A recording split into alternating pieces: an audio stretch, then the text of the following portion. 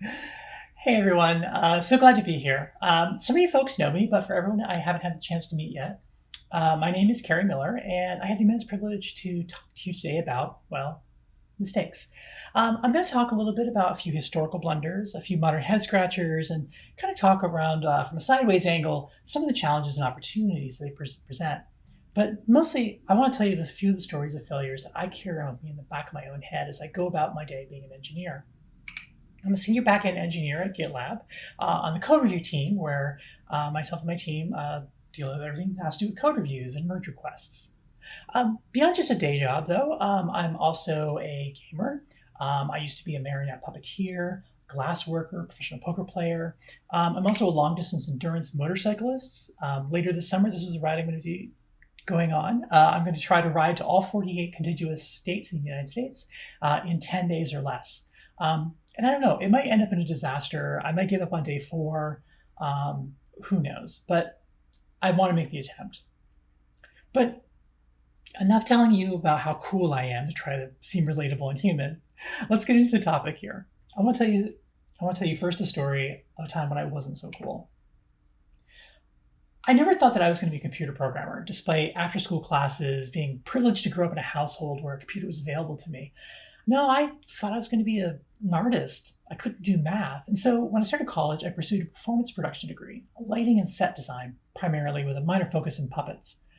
Now, I loved especially working Shakespearean performances, and one summer was fortunate enough to be a crew/cast member in a small company performing 3 different plays by Shakespeare at various venues around town. Now, one night I strode onto stage and proudly spoke the lines, "Gracious my lord, I should report that which I say I saw, but I know not how to do it." Now, the other actor looked at me and I looked at him, and clearly he'd forgotten his line to prompt me to continue, but whatever, I'll press on. As I did stand my watch upon the hill, I looked towards Burnham, and anon methought the wood began to move. This is very important information for the messenger to convey to Macbeth, because Macbeth is prophesied to be king until Burnham Wood comes to Dunsinane. Unfortunately, I am not in a production of Macbeth. I am in a production of Henry V. Now, I could have said something pithy and Shakespeare-y, like, "Oh, but my lord, thou careth not for that trifling news," and gotten on to the real thing. But instead, I said, "Oh, shit." Because you know what they say about never being the crime, but the cover-up? Nailed it. It's one reason I collect stories about mistakes or disasters. And I can't wait to hear the story behind this one. And I include this slide just because everyone was messaging me to ask, how many times are you going to talk about that ship in that talk you're doing about mistakes? Well, this is it. Speaking of disasters I really don't want to talk about yet, 2020. Now, I spent most of my time in 2020 at home renewing my love of history, reading more deeply about the early Roman Empire and the Bronze Age collapse, and went even further back to the earliest empires in the Western world. And that's where I discovered the story of someone named Cushion. And I want to introduce you to him today.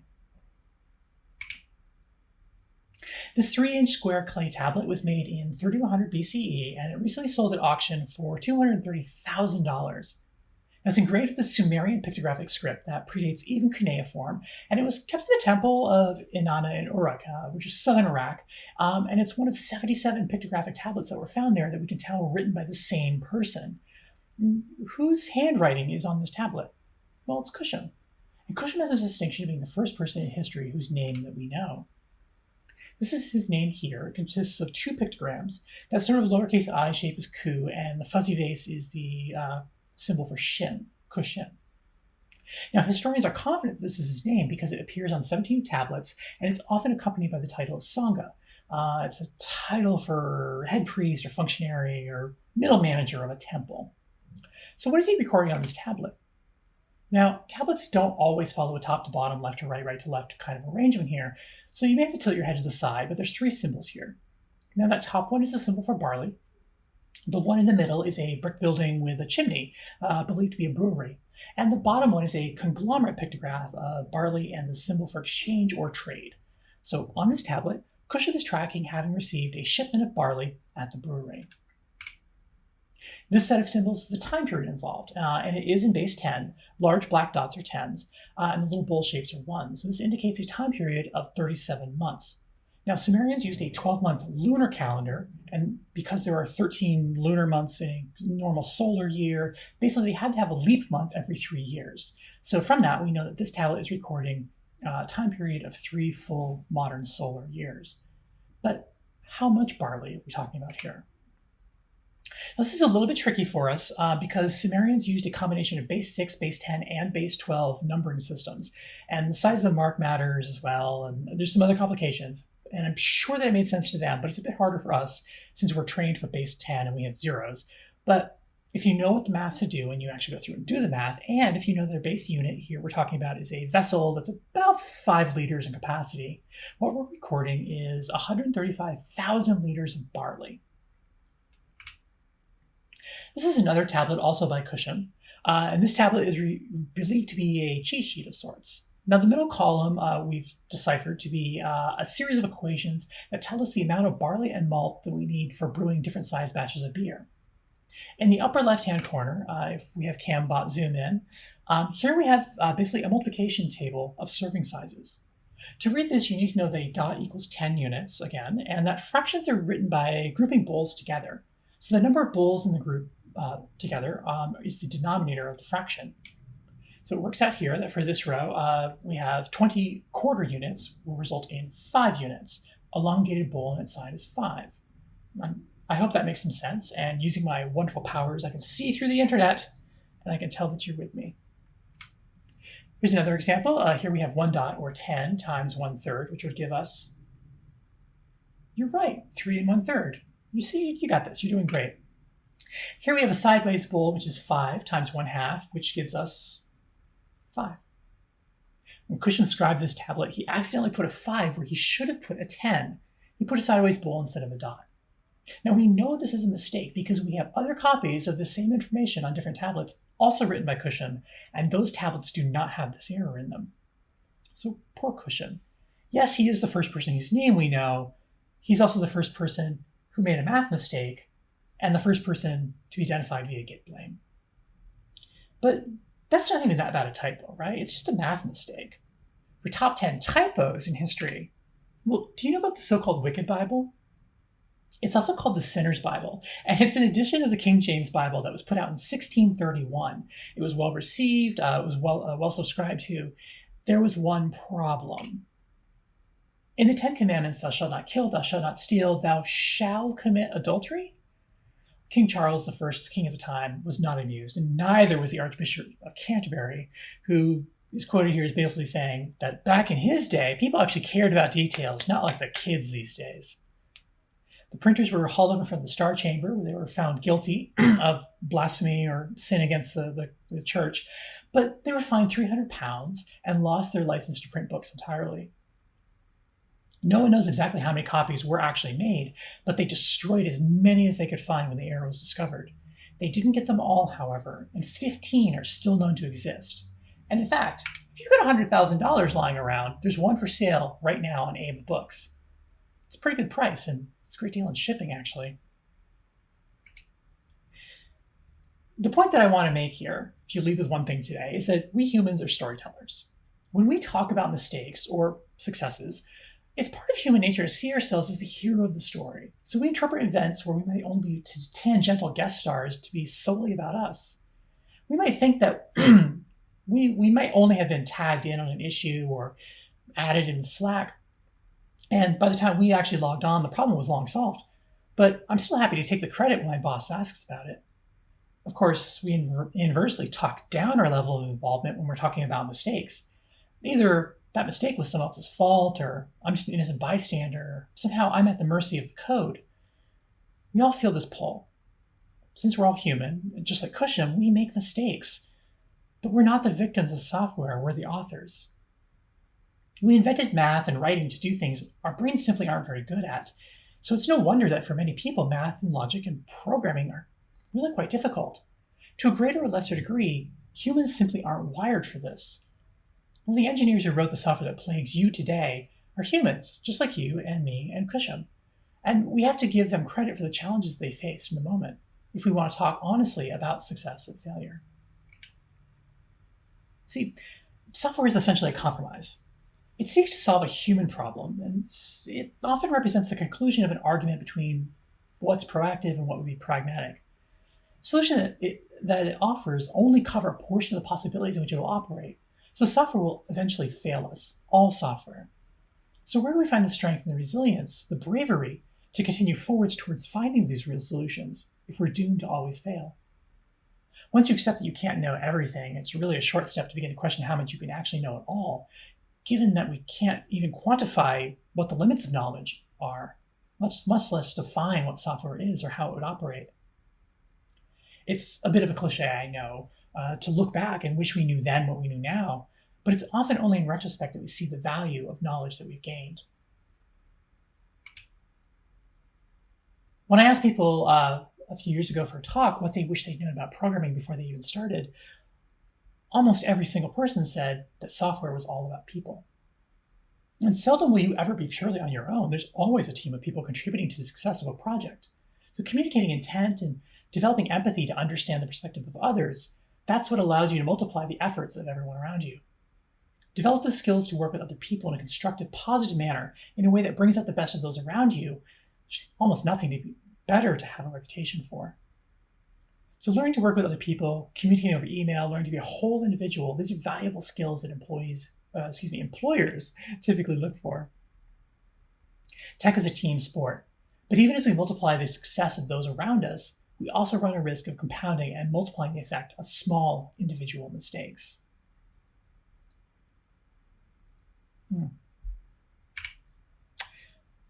A series of small individual mistakes collide in the story of Vaasa in 1628. Now, it's a fairly famous engineering disaster that you might have heard of, and I guess it's famous in engineering disaster circles anyway. In a nutshell, Vaasa was ordered built by the King of Sweden, Gustavus Adolphus, in 1625 as part of Sweden flexing her military muscles against Poland and Lithuania. She was built by a private corporation using a mix of public employees and contractors.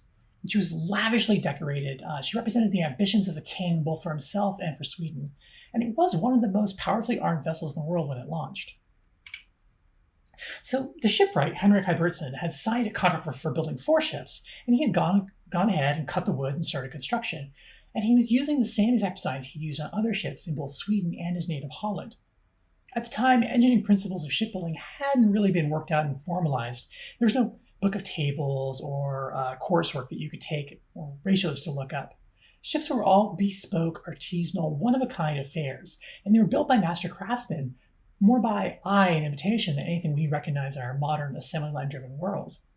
Variation between ships was more than common, and it was a feature of how they were built at the time.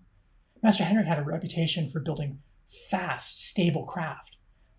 So when the king, having lost 10 ships in a naval engagement in 1625, demanded that they actually change plans and build an even larger ship, Master Henrik was able to push back and say no and continue on with his work. Except later that year, Master Henrik fell seriously ill and was forced to retire from shipbuilding completely. He handed the entire project over to another Dutch shipwright, who was also confusingly named Henrik. We'll call him Henrik the Younger. Henrik the Younger had apparently no problem acceding to the suggestions coming from the king.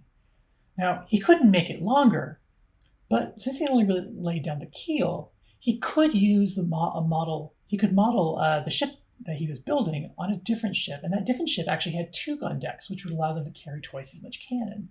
And he also offered to bolt on literally tons of ornamentation and filigree to make it an even grander, more ostentatious ship.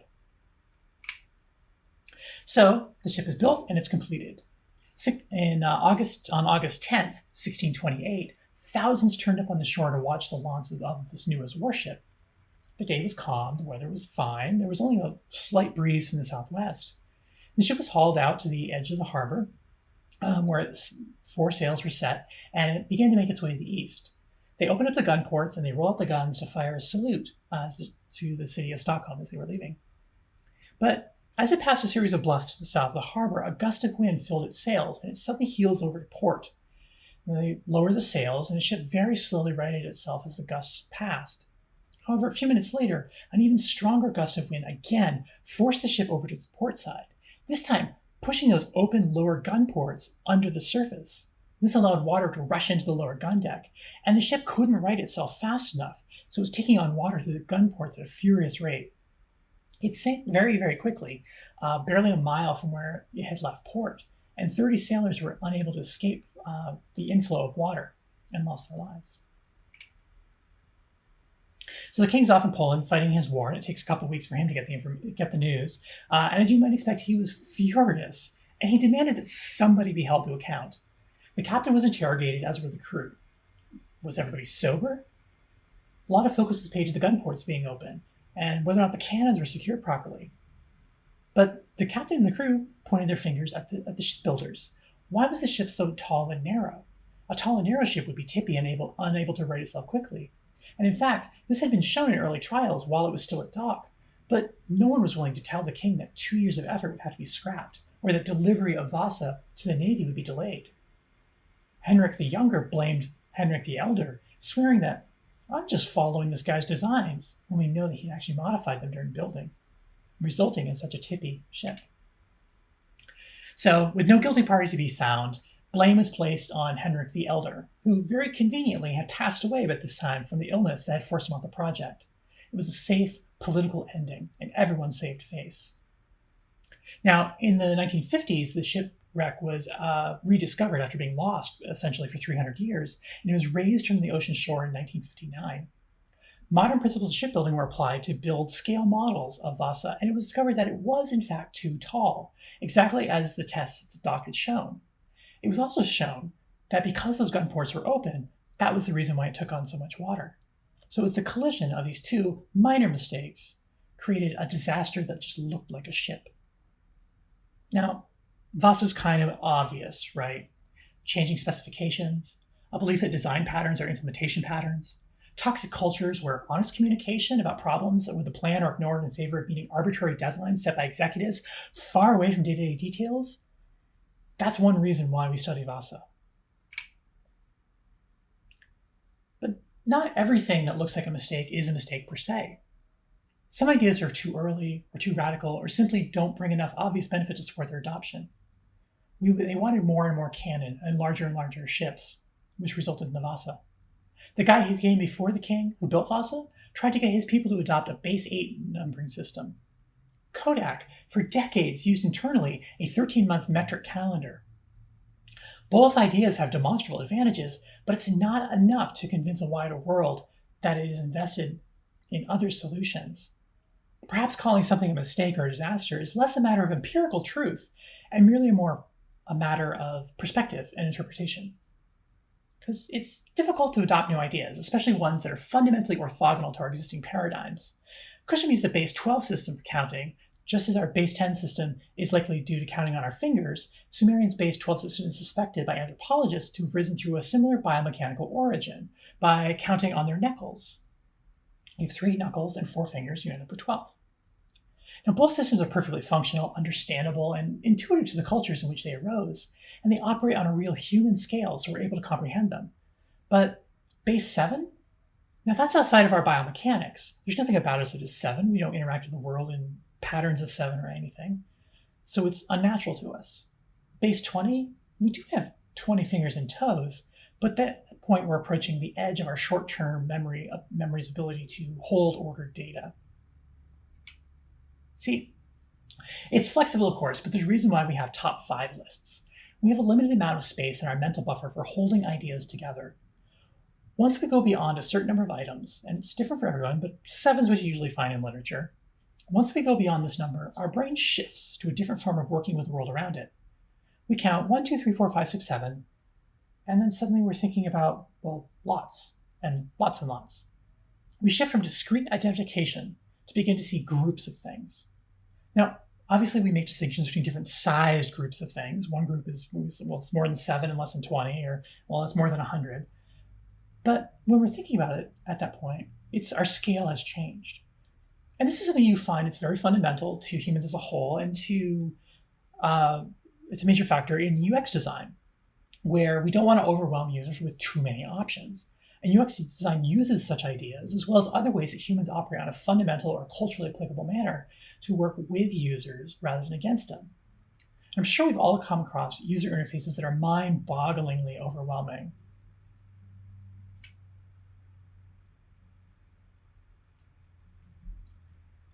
So a few years ago, Revlon, lipstick, eyeshadow, perfume, that Revlon, they decided to buy a rival company. Now, to do so, they did a lot of complex financing deals, but what's important at the end of the day is they borrowed billions of dollars and they hired Citibank to act as their loan servicing agent. Now, a loan servicing agent is basically the single point of contact for lenders and borrowers. Citibank tells Revlon how much to pay each month. Revlon puts that money into an account, and then Citibank is responsible for dispersing those funds to the people Revlon owes money to. Citibank doesn't actually own any of the debt, they're just an accountant. You with me so far? I know you are. Early in 2020, Revlon found itself in a position that no company likes to be in, namely that its liquidity position is extremely tight. Revlon is in trouble. And there's really only two ways this story is going to end for most companies in Revlon's position. They're either going to suddenly discover some groundbreaking new way to make a pile of cash in a hurry, or they pay off their debts by selling the company, a debt for equity swap. And it's, look, if you don't pay your mortgage, the bank gets to take your house. Same deal. So Revlon did what any company in the situation did, and it tried to buy time by spinning out ever increasingly complex debt restructuring deals to improve its situation. Sort of a high finance version of paying the power company but putting off the cable bill. Again, these details of the deal aren't really important, except in so much that they've pissed off the metaphorical cable company here. So lenders who weren't part of the deal were not going to get paid their principal, their very large payment every month. They're only going to get a pittance of interest to hold them off. And they're mad, fighting mad, like fighting in court mad. So imagine their surprise when only 20 hours before their threatened deadline to begin the lawsuit, Citibank, the accountant, simply wired them the full balance of the money that was owed by Revlon, $900 million, instead of the $8 million they were expecting as an interest payment. Now, at first, they thought, apparently Revlon did have money. I guess lawsuits work. And we actually know that's what they thought because we got their chat logs. This was short-lived, however. A couple hours later, Citibank sent them a series of increasingly frantic emails saying, that wire transfer, that was a mistake. You can give us the money back. But the lenders were owed the money. It was money that they were legally entitled to. So their response was essentially, finders keepers. What the heck happened here? This screen happened. As the court decision, and you knew this was going to go to court, right? As the court decision put it, there are certain technical limitations and a, quote, very manual process. But basically, you do this fancy pay some people but not others thing. 3, and only 3, of these checkboxes had to be selected: principal, front, and fund. Well, they only checked principal. Now, they're not dummies after all, and Citibank actually has what they call a 6 eyes policy. 3 people have to sign off on any transaction like this, and it looked fine to them. It was their everyday sort of transaction. They did it. But the result was that instead of the $8 million being sent as an interest payment from the Revlon account, $900 million was sent to fully pay off the loans, $900 million from the Citibank account.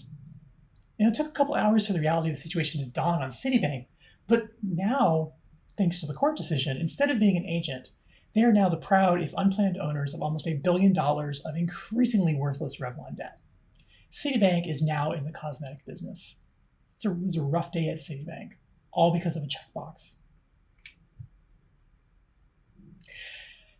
If you see one talk on mistakes, you'll see a dozen of them, and we always talk about mistakes as being opportunities to learn something new.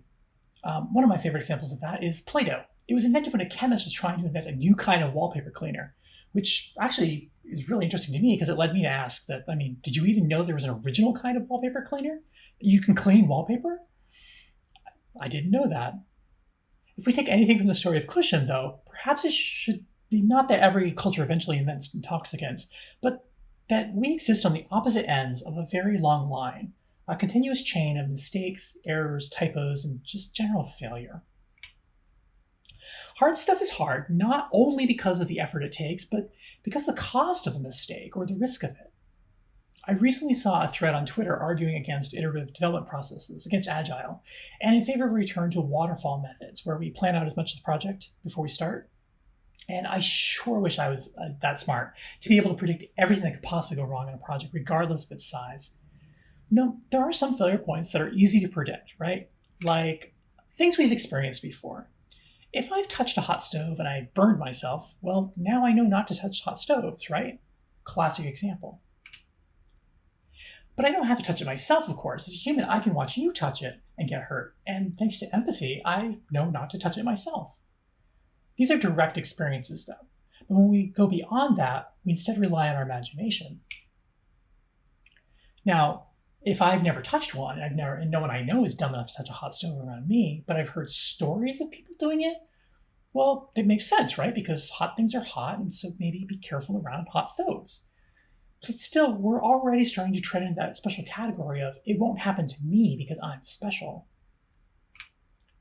And this is where it gets worse. When we think that something is impossible to happen.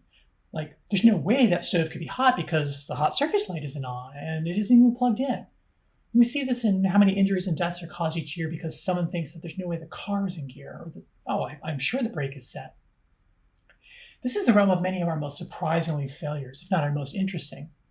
This is where it's the bank shot never in a million years, string of coincidences lining up at just the right time to expose just the right series of flaws. That's when those kinds of failures happen.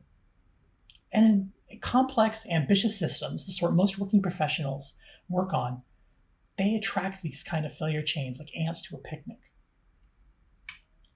When we go beyond that, though, there are failure modes that we completely ignore because they're entirely outside the realm of possibility for our industry, or so we assume. We only vaguely worry about fires and earthquakes, vindictive data center employees with axes, bad solder on motherboards, alligators in the office, and until recently, the need for everyone to suddenly start working remotely. The hardest, though, to imagine, of course, are the ones we've never even heard of. And that's where stories of other disasters from other industries and other times we can connect to and bring those experiences into our work.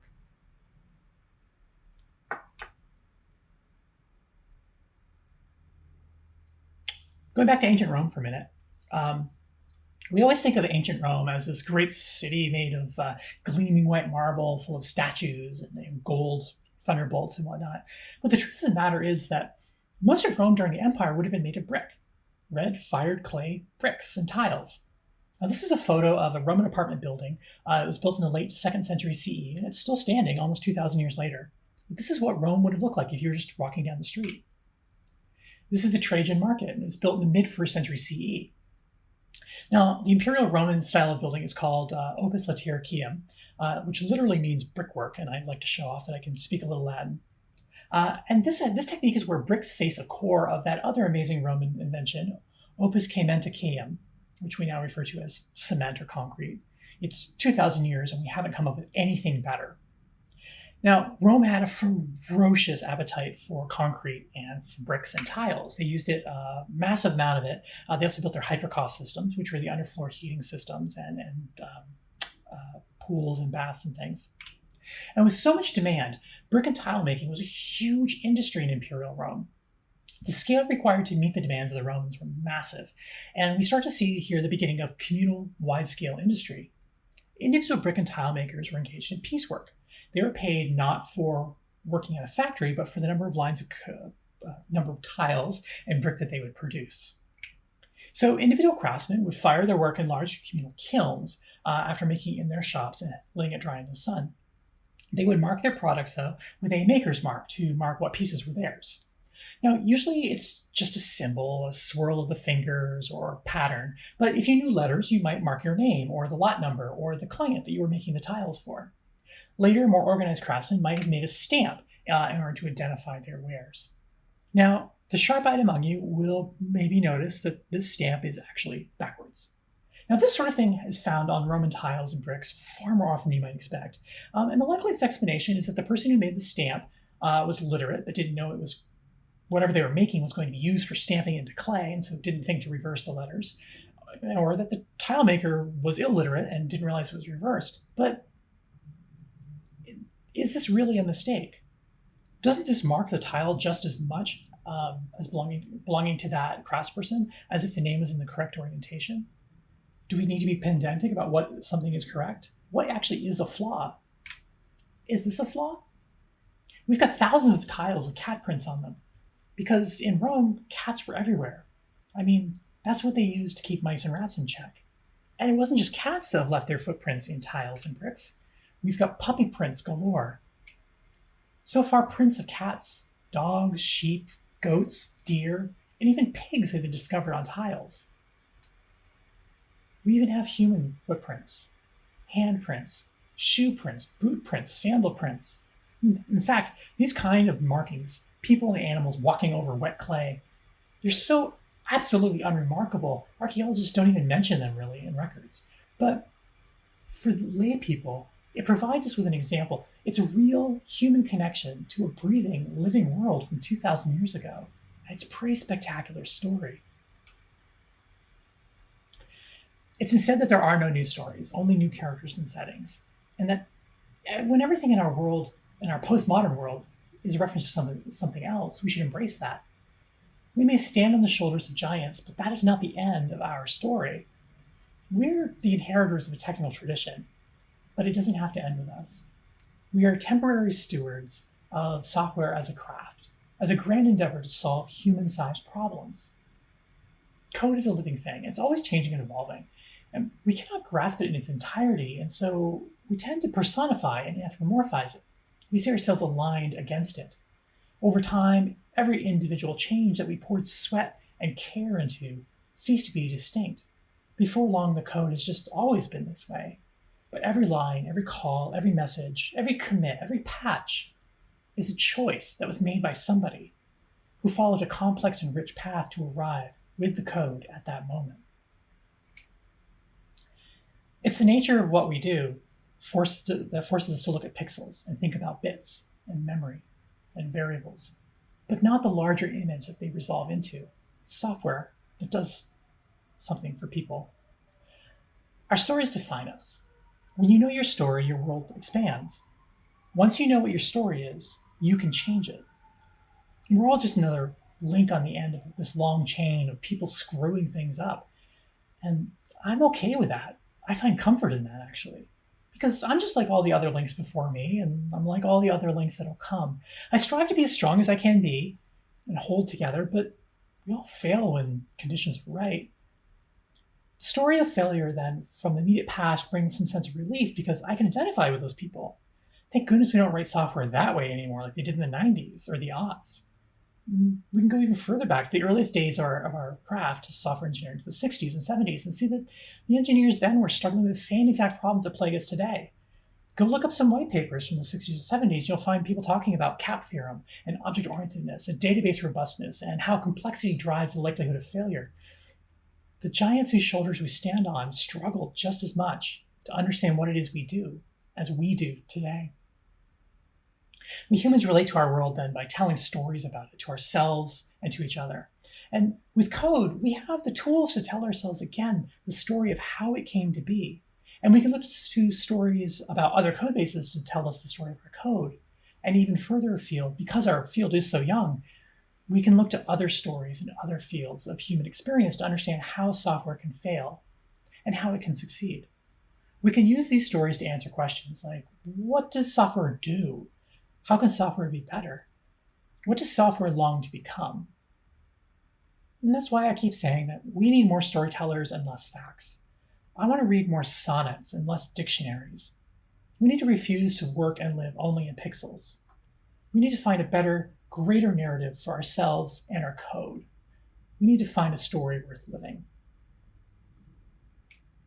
Thank you so much. That's me. I'm everywhere at Kerri's or on the internet. Thank you so much for listening to my talk on mistakes. I hope that it goes well for you. Take care.